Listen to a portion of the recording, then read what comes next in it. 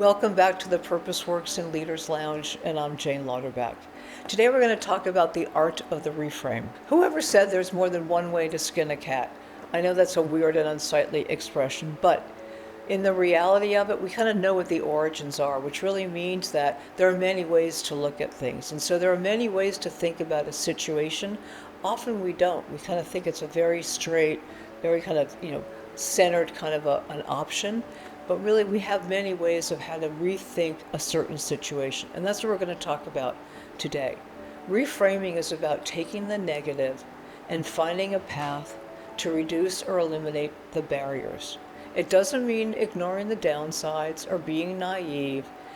It's about acknowledging the reality is often the subjective. Very much it's kind of the way our brains work. 80% of our thoughts are negative. And so how do we kind of get to a point where we want to think openly and objectively? It's almost like when we go to a brainstorming session, that technique of yes and. We never say it's a really bad idea. It's the same thing here. Here's an example. There was an executive who was interested in throwing his hat in the ring for a new role, which meant a promotion.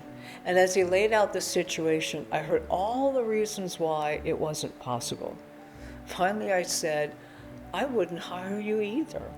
Not because of the obstacles you created for yourself, but my view was you're giving all the reasons why it's not going to be able to get done. You were taking the destructive perspective and kind of staying stuck in ways that sort of led to more disappointment and frustration.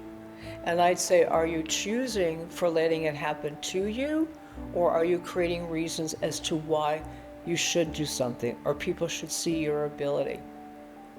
As a manager, as a leader of any kind of situation, we have to expect the adversity and the problems that present themselves. That's why we go to work. Right? And our jobs are, how do we remove those roadblocks? And the best leaders are those that can reframe the problem and really, in some ways, rethink what's the problem that we're solving for. So when we reframe things, we are allowed to see things that are certainly threats as being challenging, but we want to take control of the situation and turn it into what's possible. So reframing is another way of saying resilience. It's all about what we can control. So a couple things to think about when we're in that mode is, one of my favorite things is just power of the pause. Take a moment, catch your breath, and just give space to making a clearer decision.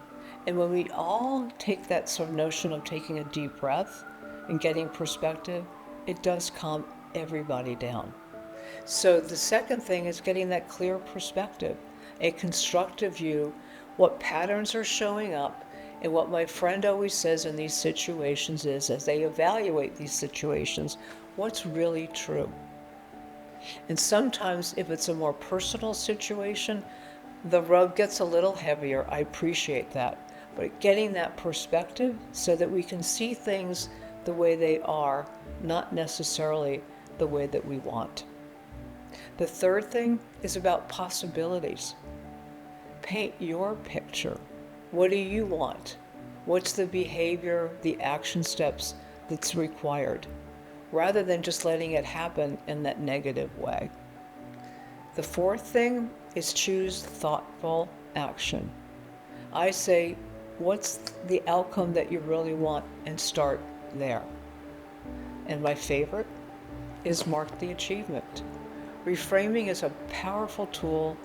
It stimulates curiosity, it promotes innovation, it also creates a new way for your team to be thinking. It energizes everybody. It removes the limitations of situations. It allows us to discover what's really possible and making that happen. Reframing is about discovering what really can be great and how to best get there. Perspective is a powerful tool. If you found this video of value, we always welcome your comments, and please pass it along.